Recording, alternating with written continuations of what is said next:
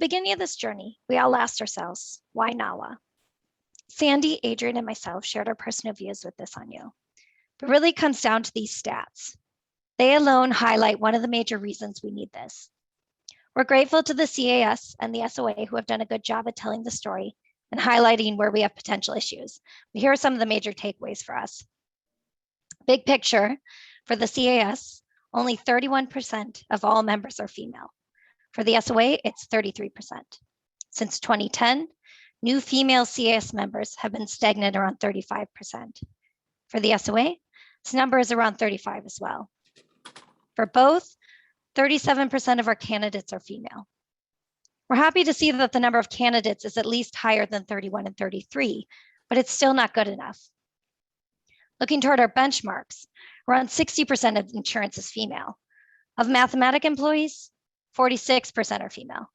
Of actuarial bachelor's degrees, 41% are female.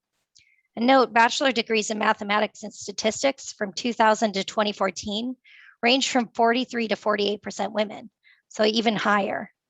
We could be doing better. And this is just looking at who our members are.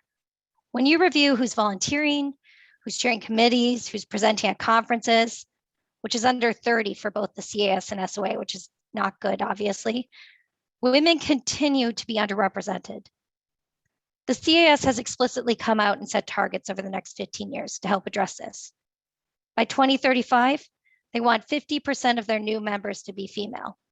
And we at NAWA fully support this and will partner with the organizations to help achieve that goal, as it's what we envision as well. Now I'm talking surface level here.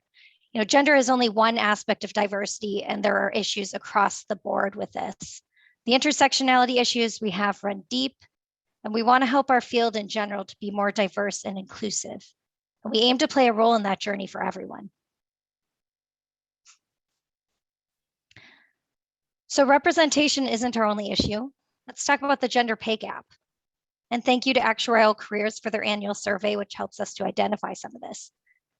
When you look across all actuarial specialties and adjust for years of experience, the average base salary for women is up to 7% less than their male counterparts. Inclusive of bonus, we see a bigger pay gap. Total comp packages are up to 12% less than male counterparts when averaging across experience. The story remains the same, whether you start to break it down by years of experience or size of staff. And I have to be honest, this isn't really telling us anything we don't already know. And speaking of something that's not news to us, but still is a problem, let's talk about the talent pipeline and the broken rung. Let's talk about women in leadership, or rather the women not in leadership and not moving up the ladder as quickly as their male counterparts. This is from the 2020 McKinsey's Women in Workplace study. If you haven't seen the 2021 version, it just came out and it's a great report. Some of my personal takeaways, big emphasis on some here as there's so much good stuff in there, was that the broken rung is still holding women back. And I quote, "Women continue to face a broken rung at the first step up to manager. For every 100 men promoted to manager, only 86 women are promoted. As a result, men significantly outnumber women at the manager level, which means there are far fewer women to promote to higher levels."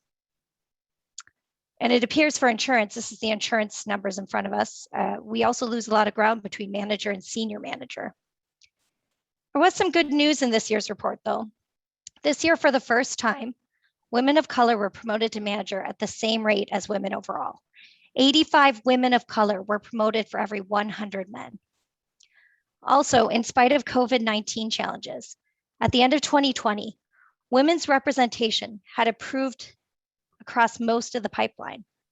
So we have the numbers here from 2020, specific to insurance, but the 2021 ones will show improvement here. Most levels are showing a 1 to 3% increase. However, this is the best part, the C-suite level has increased from 23 to 29% in insurance. I'm happy to say that's better than the 24% of the overall corporate pipeline, but it's still a far cry from the 47% of women that make up the US workforce, or the 61% of women making up the insurance industry. So this is all progress, which is good, but big picture, there are still persistent gaps in the pipeline. 1, promotions to manager levels are not equitable.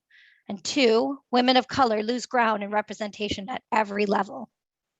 It's a great report, the Women in Workplace Study. If you haven't seen it, I just can't emphasize it enough. Please read it, discuss it with people at work or in your networks. I find it quite valuable to do so. Anyway, something has to change. We all recognize it, but there's a lot of work to be done. And a lot of us are passionate about making a difference and ready to do that work. And that right there, this is why we want NAWA.